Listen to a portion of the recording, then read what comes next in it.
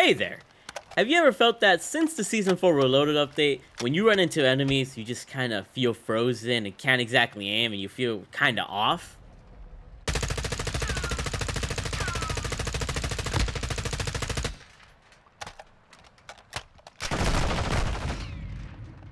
Or have you not been watching too many hero videos and you've been constantly getting nuked in your random lobbies?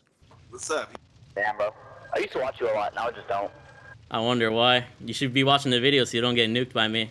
Well, luckily for you, I've got the perfect settings for you to use. My name is Hero, and I'm one of the most consistent players here on Modern Warfare 2. I've got so many freaking kill feeds, over 950 MGB nukes. I even have a couple of nukes with the shotgun that just got released yesterday. And to add on to that, I even have all the MGB Mastery calling cards. And finally, I even got a nuke with every single gun in the game. You can just check out the channel, type in any gun that you want, and you'll see that I have dropped a nuke with it, which is insane. And additionally, a lot of people have relied on me and my videos and my knowledge to help them get to iridescent as quickly as possible here on Modern Warfare 2 Ranked and Warzone 2 Ranked. So the point of all of this is that I'm here to tell you guys about the new updated settings that I have here for Season 4 Reloaded. A lot of people always ask for my settings, and a lot of people have said that they actually work for you. So you want to improve your aim, play a little bit better here with Season 4 Reloaded on Modern Warfare 2 multiplayer or even Warzone 2, wherever applicable on console or PC, then you've come to the right channel. Let's rock and roll. So here we are with my settings, and before deep diving into them, I just wanted you guys to know that these settings will pretty much help you on PC, console, you know, whether it's PlayStation 4, PlayStation 5, Xbox, or whatever the case is. There's something here for everybody, and I really hope you guys learn a lot from this. I always do this every single Reloaded or seasonal update because a lot of people are curious what my settings are, even though they naturally don't change. But maybe I changed a thing or two. Who knows? Just make sure you guys watch the video, and I hope these settings help you guys tremendously. Before getting into the settings, I do want to know, what is your KD right now as of this Season 4 Reloaded update? Because you can obviously, you know, wait till the Season 5 update and see if your KD has changed much between now and Season 5 in 3 weeks, and see if these settings actually help you. I'm very, very curious. And of course, can we get a nice little like on the channel, subscribe if you're new, and turn on those post notifications. I upload Modern Warfare 2 gameplay here on my main channel, I upload Warzone 2 on my second channel, and I upload, you know, high entertaining nukes and or whatever the case is. Just want to let you guys know. But without further ado, let's go ahead and go into these settings. So here we have the edit button layout, and what I like to put on is bumper jumper tactical flip. And this basically allows me to pretty much jump with L2, aim in with L1, shoot with R1, and use lethals with R2. I can't think right now. I'm just going into it. And make sure you flip it here, you know, by putting on. But bumper jumper tactical flip, this helps me, you know, drop shot, you know, jump shot, everything basically to perform to the best of my ability. If you're not using like a special controller, like an aims controller, scuff controller, cinch, or whatever the case is, you could just pretty much use your PS4, PS5, Xbox controller, whatever the case is, and go crazy that way, which is really nice. I definitely recommend it highly. I've been playing like this since Black Ops 3, and it's helped me become a way better player. Moving onwards, bumper ping is off, stick layout preset is default, controller vibration off. I just don't feel like vibration technically helps you, nor does it hurt you. This is more of like a personal preference. And then when it comes to horizontal and vertical stick sensitivity, I like having this both on 8. And the reason why it's perfect at 8 is because it's not too low and not too high. When you have low sensitivity, like anywhere from 1 to 4, you are going to be a ton more accurate. But if somebody sneaks up behind you, or you're not able to turn on somebody effectively, you might end up, you know, losing from the back or whatever the case is. And the same is for the opposite. If you have this at like 20/20 or like 16 through 20, you know, for horizontal and vertical stick sensitivity, you might not have the best aim, but you'll be very snappy to turn on somebody if they sneak up behind you. You want to like turn a corner or whatever the case is. So I have it right in the middle. But if you want to go to a certain sensitivity, I would recommend just like, you know, if I'm at 8/8 and I want to get to 20/20 and try to master it at some point, I would recommend just going in increments of 2, mastering 10/10 at first, and then mastering 12/12 at first, or any little increments in between, and feel what you're most comfortable with. Because this is all personal preference at the end of the day. I love 8/8, you might like 7/7, or you might like 20/20, or you might like 5/5. You know, mess with the settings and see what you like. ADS sensitivity multiplier is 1, but this doesn't matter because we changed something in the advanced settings that pretty much overrides this. Sensitivity multiplier is all 1. Vertical aim max is all standard. Aim down sight behavior is default. Change zoom shared input is pretty much a default if I'm not mistaken. Automatic sprint, a lot of people ask me about this. I always have it off because having it on doesn't necessarily help you, because you have automatic tactical sprint on. You're going to be, or sprint, you're not going to be in full control of your controller, of your person, and thus if you run into a camper, you can't be as snappy and able to stop and eliminate those campers. So campers are going to be bodying you, and it's just better to be in full control of your character and not have that automatic sprint on. Next up, we got equipment behavior, which I recommend in hold. I think this is all default. Interact/reload behavior, this is very important. When you're playing multiplayer, I recommend tap to reload. That way you can just tap and reload as quickly as possible, and whatever the case is. But when you're playing Warzone 2, pay attention, my Warzone 2 players, put on prioritize interact. Prioritize interact is going to allow you to loot faster, because if you have it at tap to reload, then it's going to, you have to hold square to get a gun off the ground, get like money off the ground, or whatever the case is. And that every little nanosecond counts, especially in Warzone 2, where you're looting a lot and trying to get, your stuff as fast as possible. So if you're playing Warzone 2, prioritize interact. If you're playing multiplayer, tap to reload. And obviously DMZ is going to be prioritize interact.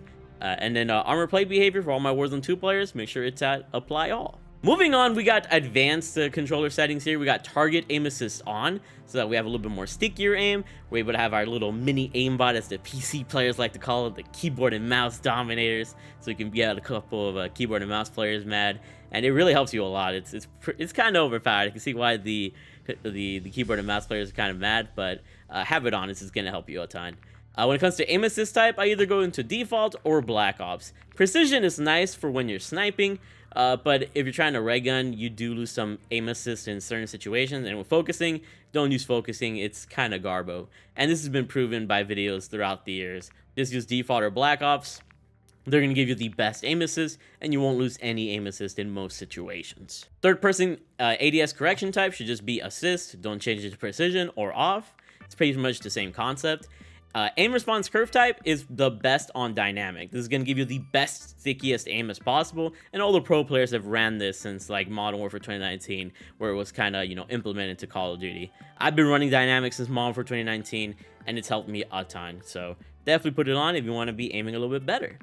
Next up, we got ADS 1.0 here, instant here, which are default settings. Custom sensitivity per zoom, we have this on.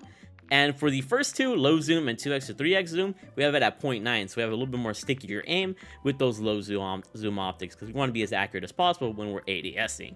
And when it comes to these higher zoom optics, I just feel like they're kind of bulky, kind of in the way. So I have them at 1.20 just so they're a little bit faster and I can snap on people a little bit better at farther ranges. That's the way I like it, but you can just put it all to whatever your preferred number is. Next up, we got inputs dead zone.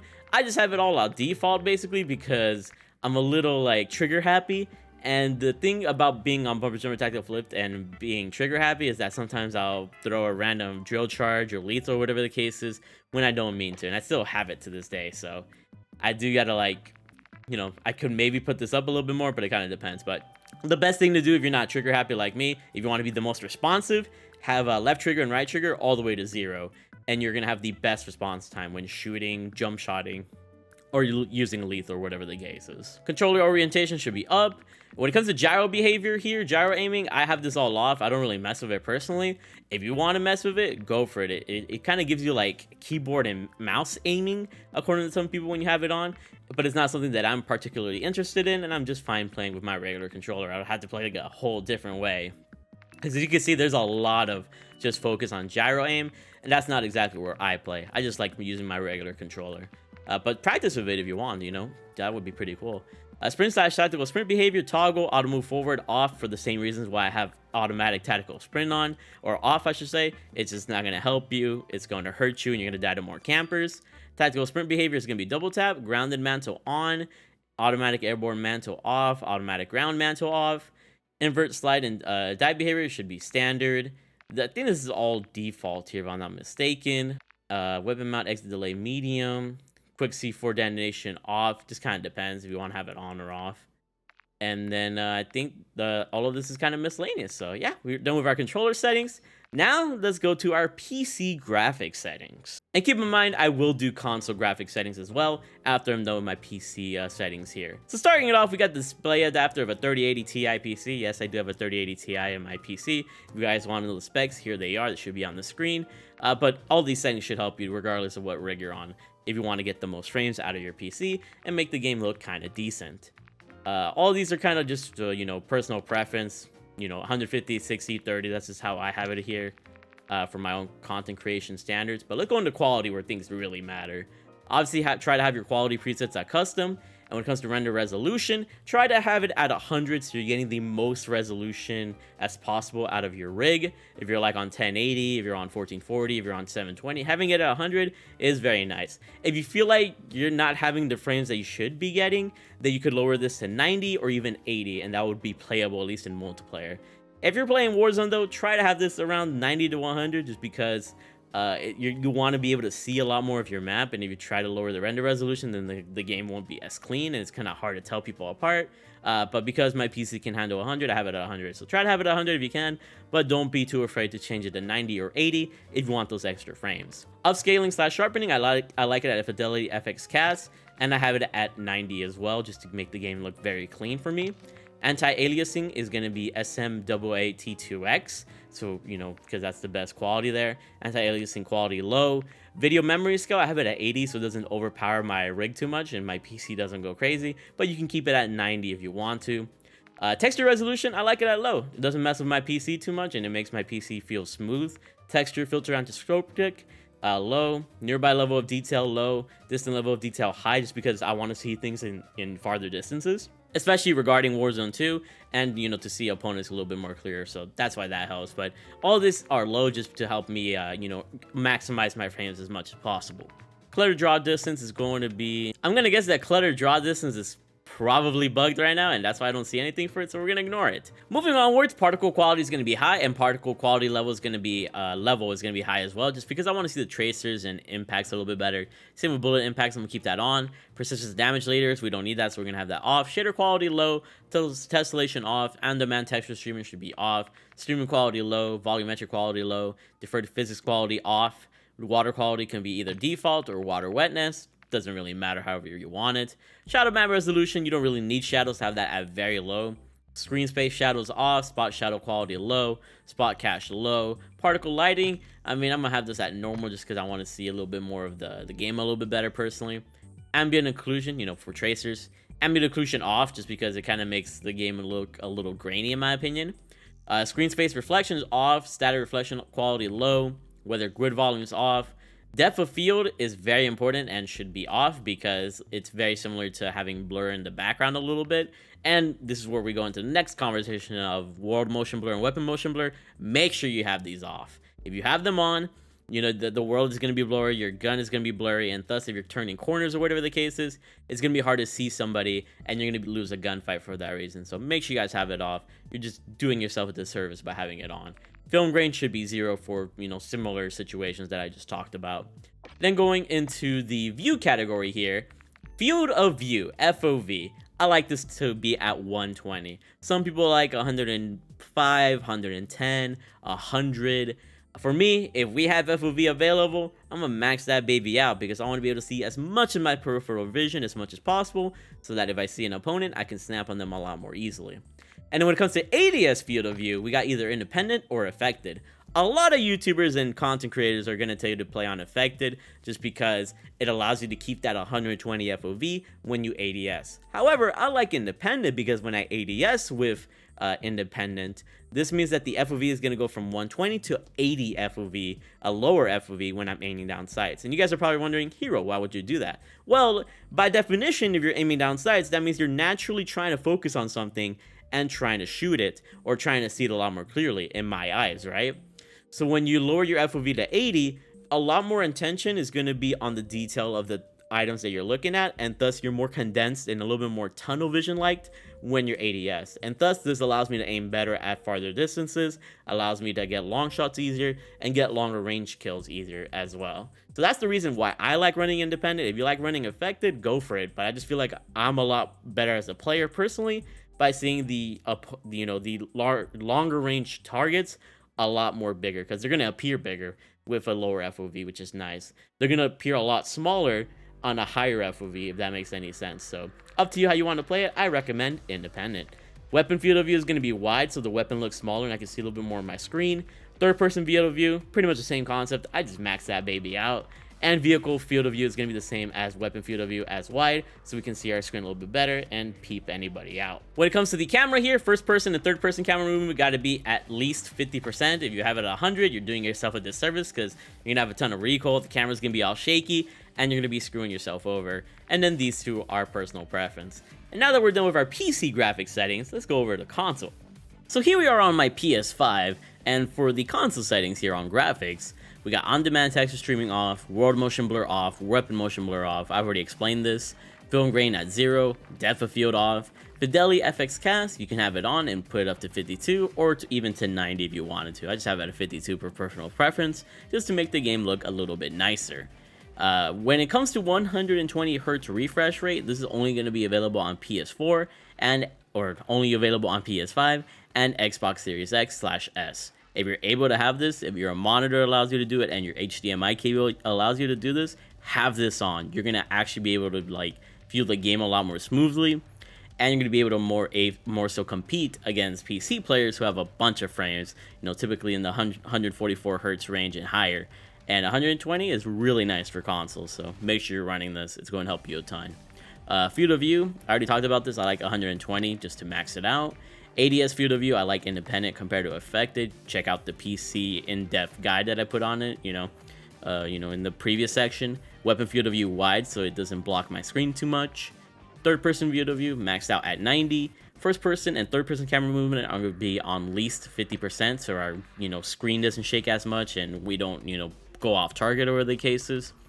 And everything else is basically personal preference. So yeah, those are my console graphics settings. Let's head back to my PC. And now we're back on PC to do our audio. So when it comes to the audio mix, I like using PC. If you're on console, you could obviously just use home theater. Honestly, all of these don't really have that much difference, but if I'm on console, I usually like using home theater or headphones bass boost or even headphones. But on PC, I don't know, somebody told me to change it to PC one day, like a couple months ago, and it's helped me a ton, and I'm able to hear footsteps a lot more clearly. When it comes to master volume, you should have this at 100. I just have it at 80 because this game be freaking loud, and sometimes people be super loud in voice chat, which is why I should probably lower this. I usually lower this to like 50 or like something, but I remember like a viewer or somebody that recognized me had like a really low mic, so I had to raise it. But generally you want to have pretty much a lot of these low. Dialogue volume I only had on a little bit just because I wanted to hear Starlight's quotes. But everything here should be pretty much low except for effects volume. Effects volume should be maxed out at 100 because that's what's going to help you hear the footsteps, hear the kill streaks coming in, basically be as aware as possible of anything that's coming in, and you can be a better player that way. Voice chat is obviously nice. Dialogue is nice as well. I should probably have this at like 40 or something. Just so you can hear callouts from other, teammates or opponents or whatever the case is, and can help you a ton. And then obviously anything else is personal preference. Having music low is nice though, just because music does get in the way. And then moving onwards, what else do we have here? I think this is all personal preference here.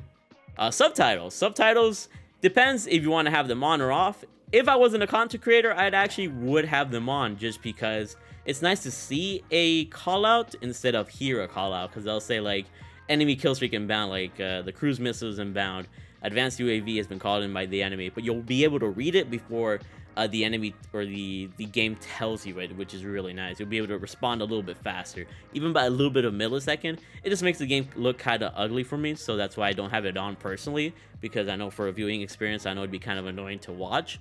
But if I was just a regular player and I didn't do anything in terms of content creation, I would just have it on for the reasons that I just listed. It's really nice. And everything else is kind of personal preference. You can have tinnitus sound on or off depending on how you receive things in the ear. And then hit marker sound effects, that's also personal preference. But yeah, that's it for our audio here. And now to close things off, we are going to be on the last section of interface. Now when it comes to interface, here everything is default. Color customization, you can change any of your colors. I just have everything on default. Subtitles we already talked about. When it comes to the HUD though, mini-map shape, you should have it at a square as much as possible. If you have it as round, you're doing yourself a disservice. A round circle is going to have less surface area than a square. You're going to be able to see a lot more of the minimap with a square minimap. So don't run circle. You're going to be legitimately screwing yourself over, especially if you see like a red dot and it's just outside of the circle, which with a square, you might be able to see it. Minimap rotation should be on, so you can see the rotation. Horizontal compass should be on, because in this game, when you don't have a UAV up, you got to read the compass and see where red dots are on the compass and kind of go in that direction. So this is obviously got to be on. Static crosshairs. This is a very important attribute. A lot of people are going to have it just on by default, but if you want to be even a little bit more accurate or just a little bit more precise, the staticness is a lot better because the crosshairs don't move at all. Like they don't move in a wobbly sense, and this will be a little bit more stable and can help you a ton in terms of hip firing or even ADSing. Hit marker visuals on, damage-based hit markers on, just so you can feel the hit markers, player names, full name, in-game text chat on, vehicle hub prompts fade after 5 seconds, and then center dot is also important because it gives you a little dot that you can kind of focus on and be a little bit better with your aim.